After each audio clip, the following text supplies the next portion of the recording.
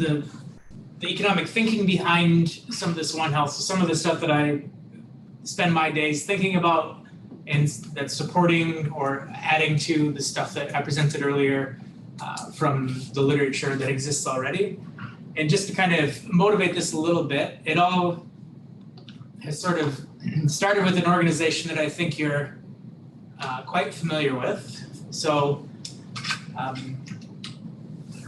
Sehun, which you're either, I think many of you are members of, or at least you know them by name and know Tahun for helping to support this activity today, this workshop. They had a conference last September in Bangkok, and that's how I got connected with Tahun in the first place. Was I was there, so this is me giving a talk that was called Understanding the Role of Economic Education in One Health. And my expectation was that it would be a little bit harder sell when I got there, but you know, you can actually see the backs of their heads. There's Dele and I can't remember, Federico in the front row there. They've been advocates for economics in One Health for quite a while. So the message that I brought was already being championed by some of the members in Sehun. So it was really well received and was actually brought up again into the partnership meeting following the conference. So the idea was that Sehun was trying to identify gaps and fill these gaps with potential areas of collaboration.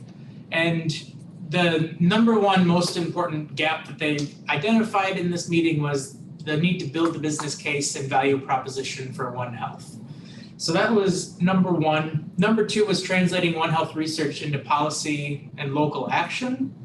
And these first two, I think economics has a lot to offer. And then further down, I don't remember what number it was, but addressing gaps in soft skills such as leadership, communication, and collaboration.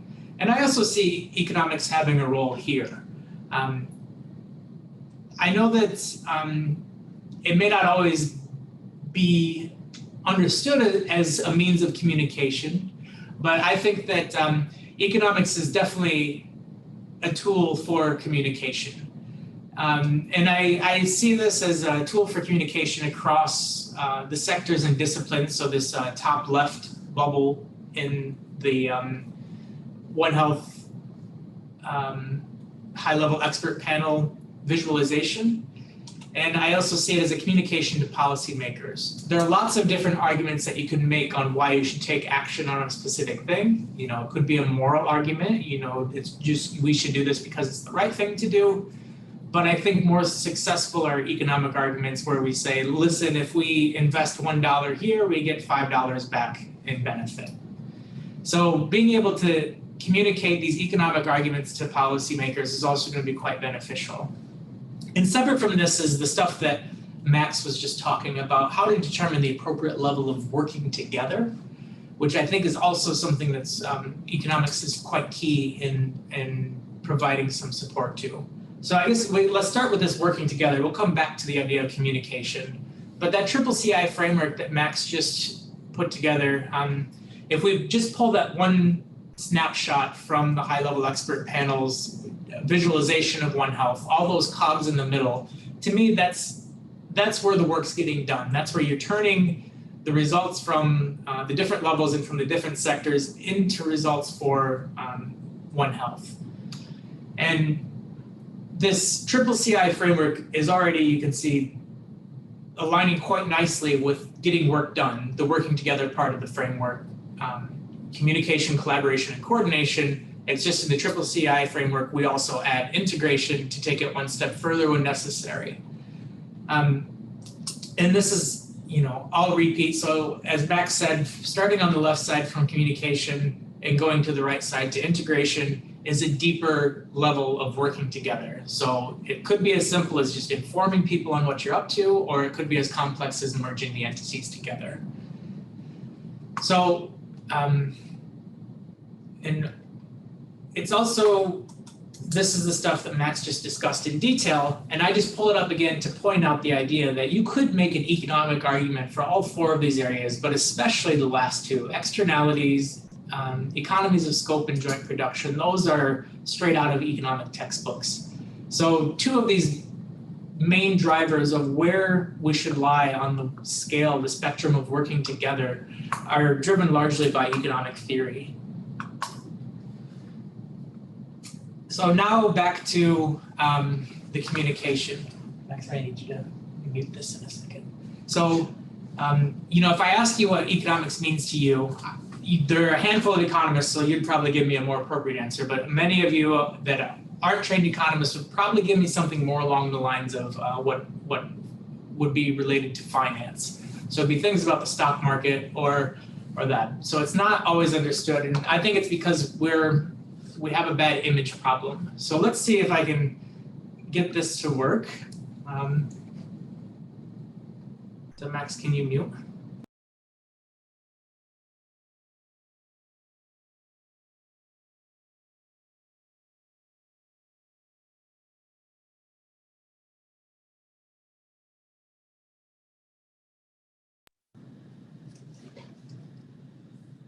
Sorry. It was too complicated. So we'll just stick with this idea. This is Ben Stein from Ferris Bueller's Day Off. So this is the idea a lot of people have of economists, is just pointy-headed men in tweed suits. So if the clip had worked, it would show you that, economists can be known for droning on about things that aren't particularly important to a lot of people. And I think that's a discredit to the discipline and not really a good representation of what we do, because the core of economics is really about choice. And how are we deciding choice, right? So scarcity forces us to choose. So scarcity forces choice. And that's because we have unlimited wants and needs, and we have limited or scarce resources. So economics is the study of how these scarce resources are allocated by individuals in society. And this is just really using a lot of economics jargon to explain how all of us live our lives every day. You're all choosing to be here. You have something else that you could be doing, but you're here. So you've made that choice. And it's the same inside of ministries and different departments. All these departments and ministries are forced to make choices too. And they're doing it under some resource constraint.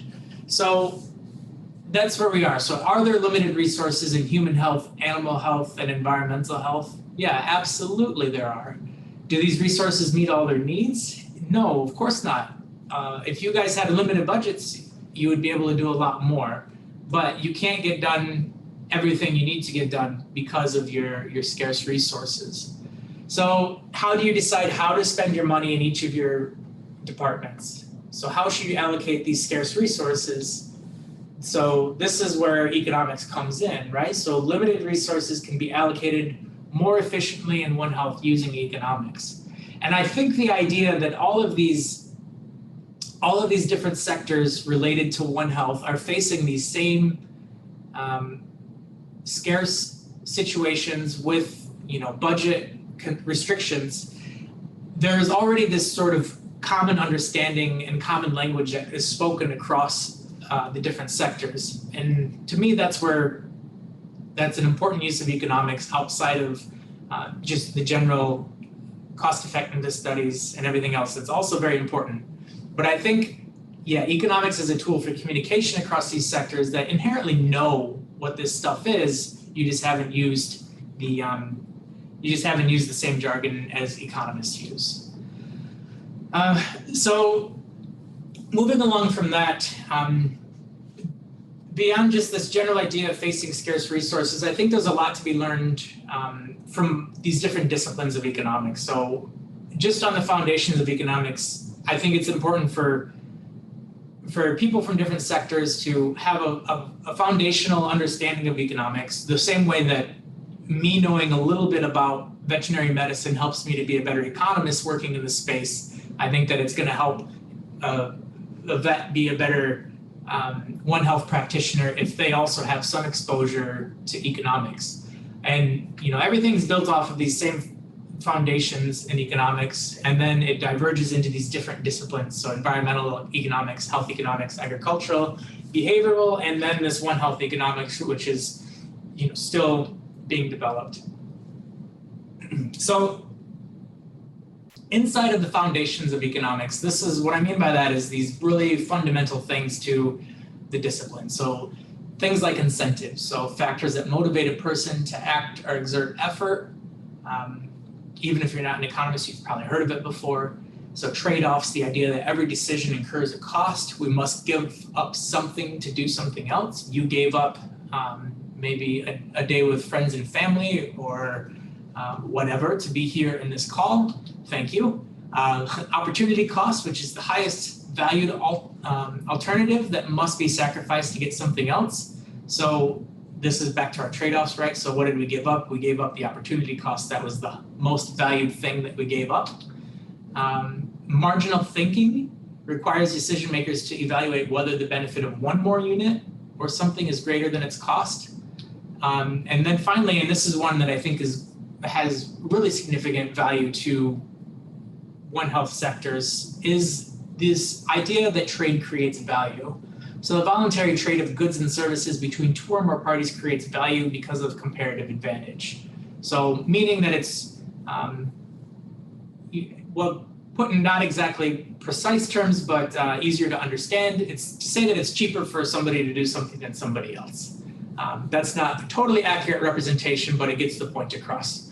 And the reason I think this is important is because it could be that if we're doing disease surveillance, for example, we could find that it's a lot cheaper to do this surveillance in the wildlife sector rather than the agricultural sector.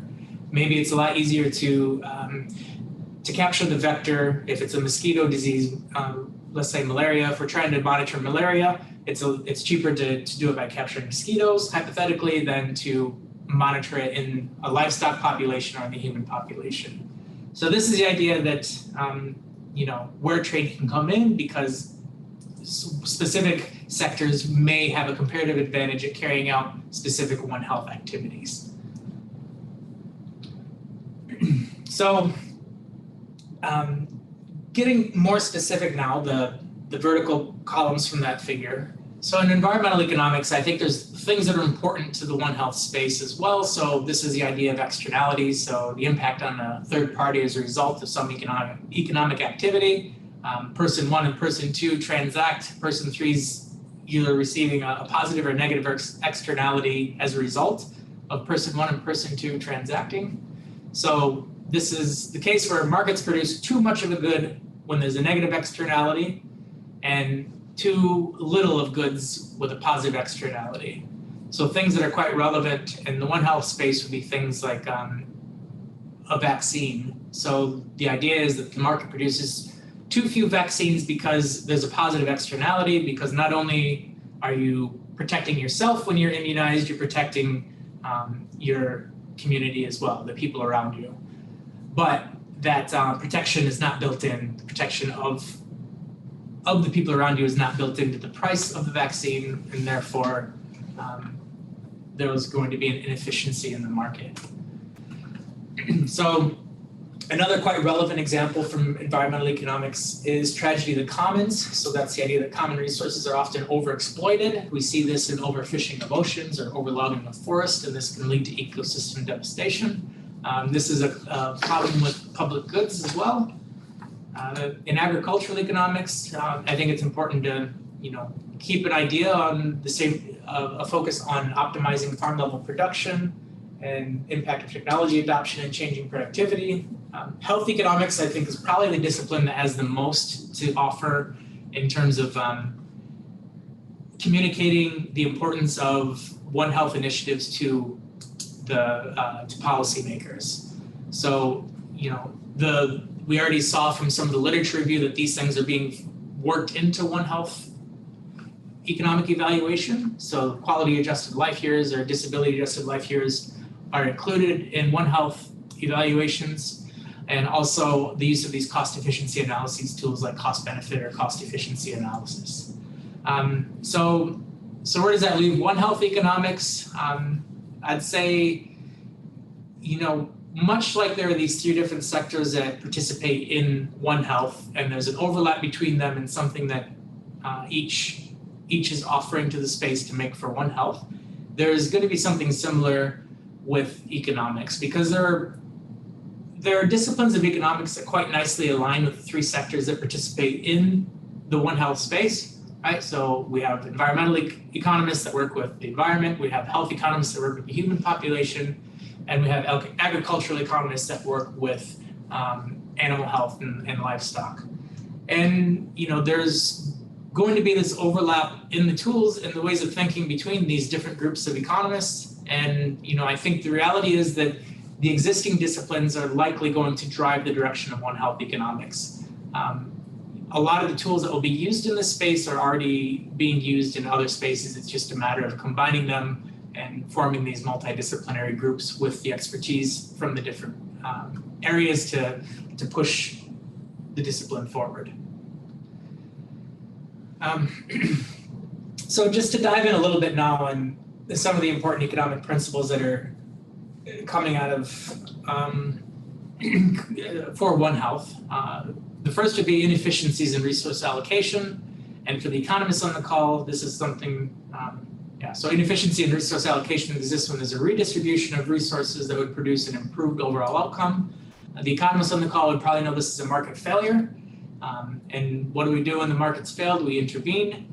And this is one of the advantages, I think, of thinking more holistically with One Health, is that when you're thinking about the multiple sectors and multiple levels all together, it helps you to consider which sector. If you just take a pause and think about it, it helps you determine which sector will provide the most efficient intervention.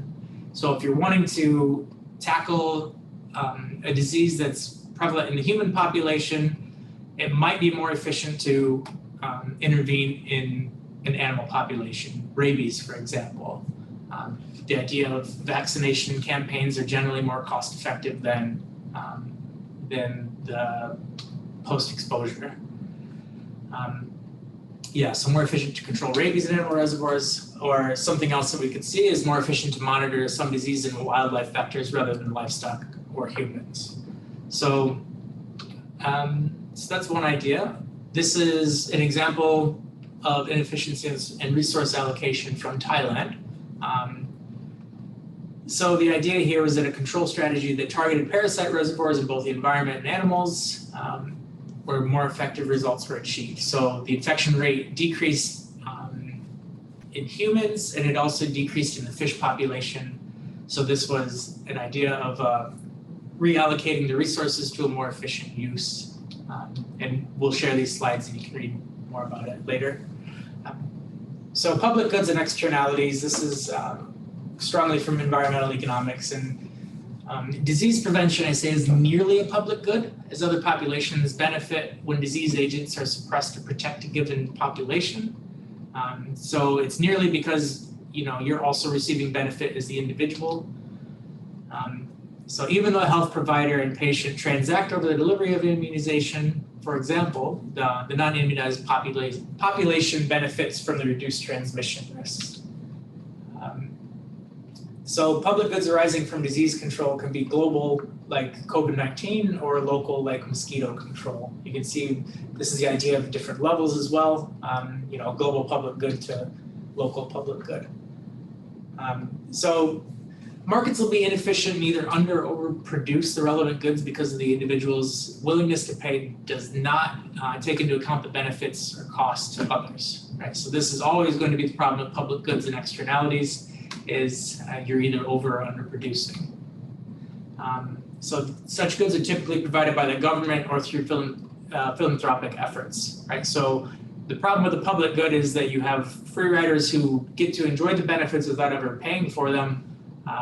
And those types of goods generally can't sustain themselves through an open market, so they have to be supported through other means. And that's where the government or philanthropic efforts step in. So you also see subsidies in the case of external benefits and taxes in the cases of external costs. So this is, if there's pollution coming from a smokestack and we want there to be less pollution, then we tax the company producing the smokestack, or the smoke from the stack, as a way to try to bring the individual level of production back to what would be more optimal for the society. So this is a quick example of public goods and externalities. So there was a global project in 35 low-income countries where they found that higher level of upstream tree cover was associated with lower probability of downstream diarrheal diseases in children under 5. So by protecting the watershed upstream, you had these benefits downstream.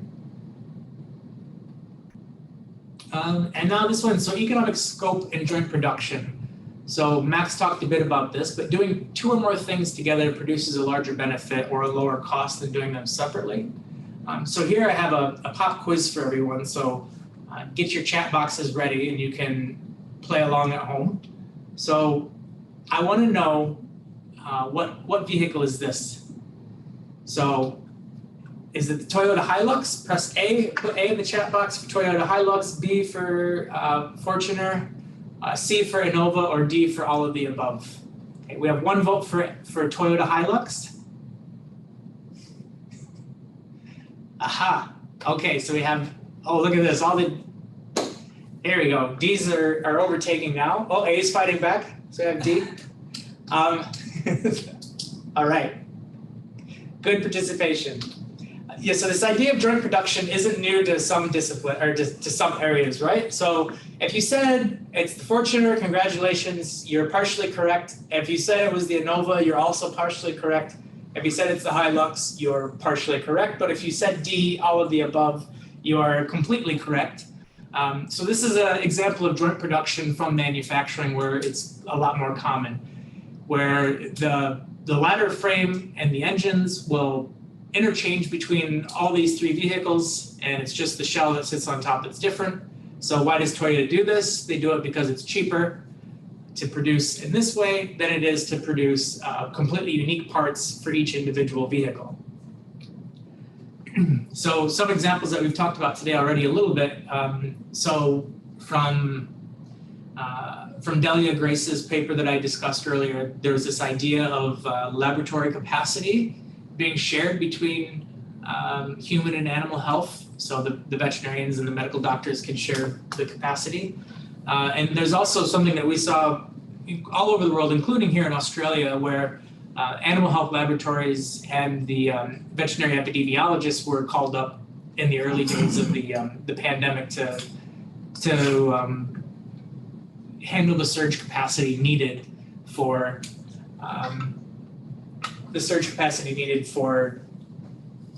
the increase in demand for laboratory services and specialization such as epidemiologists. The other thing is what we talked about a couple of times, so that 15% reduction in operational costs for the joint childhood and livestock vaccination campaign in Chad. That was from the first paper I discussed from Jakob Zinstad. Something else now is these distributional considerations. So it's the cost and benefits of an intervention not being shared evenly, which produces unfairness and incentives not to cooperate with the measure. So what do we mean by this? We often see this in how One Health is working now that, for example, controlling zoonotic diseases. So we see that humans are receiving a lot of the benefit from the environment and from animal health. So it's not always well aligned with the other sector's objectives, such as livelihoods and economic activity, if we're talking about livestock production. And that means that there are few incentives for the agriculture and environmental sectors to participate or engage with these initiatives. And that means that there's going to be poor sustainability in them and they'll be inefficient. So the idea then is like, what can we do to share more of the benefits? Can we be more efficient about implementation, encourage and incentivize better cooperation, or support sustainable development? And really what that means is just sharing the benefits and the impacts across multiple sectors instead of it all going towards human health. So this could be something like zoonosis surveillance being incentivized to support a non-zoonotic disease that might be of particular importance for livestock producers, transboundary disease. If you're, lumpy skin disease might be of particular interest to a lot of people on this call, as it's been working its way through the region. Can sustainable livestock intensification help reduce illegal land clearing, right? So work with the farmers to produce more on less of ground so that there's less encroaching into forests. Or another example would be reduce deforestation to improve water catchment management and reduce waterborne illnesses. So this is going back to that idea of the more trees upstream, the less disease downstream.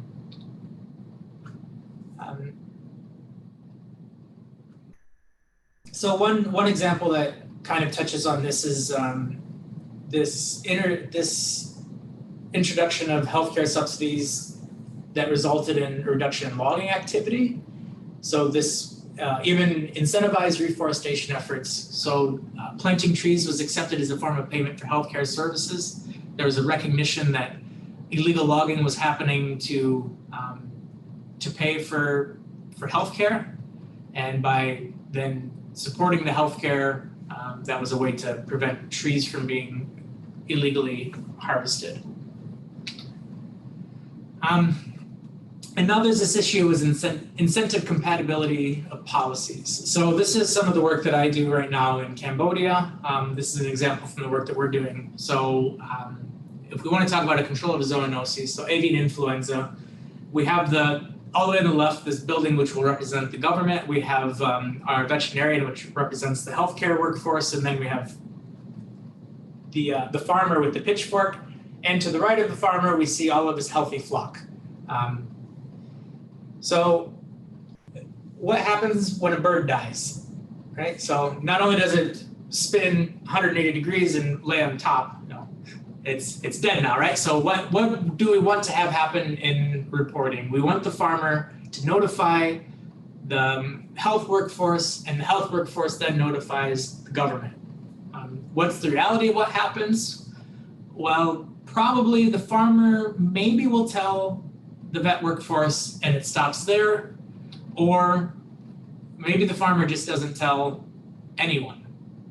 So what are the problems that we face here in Cambodia with incentivizing this reporting? The problem is that if it gets all the way up the chain, the government finds out, they come and they call your entire flock, not only your entire flock, but all your neighbors' flocks. So that makes the farmer incredibly unpopular if they're the one who reported, or it makes the animal health worker incredibly unpopular if they're the ones that reported. And in the case of Cambodia, the workforce, the vet workforce relies on income from the farmers, and they're not receiving support from the government. So to address this public good, you really need to have incentives based on payment from the government. If you want the government to, if the government wants to hear about diseases, they should probably pay somebody to find them, because if you rely on this current reporting system, there's a lot of places for failure just because the incentives are completely misaligned at multiple points up the chain. And to make problems worse, in other countries like Vietnam, for example, if the government does have to come in and call your entire flock, you at least get some money. But in the case of Cambodia, there's no reimbursement for your flock being called. So it's a difficult problem and has some One Health implications. Some examples of some successful policies to keep this in mind is this rabies campaign in India, where they had to work quite closely with the local communities to earn their trust, because it was quite difficult to report the dogs. So much like, I think it's even more difficult to report sick birds in Cambodia than it is to report probable street dogs in India. But you needed the support of the community to get the dogs documented, and then when the dogs were immunized, you saw that there were cases that from 2006 to 2016, after the program had taken off, there were no new cases. This goes back again in Indonesia, that same idea that we talked about a couple of slides ago about healthcare subsidies resulting in a decrease in illegal logging and even encouraged reforestation, as the planting of trees was considered a form of payment for healthcare services. So that's a bit of the important economic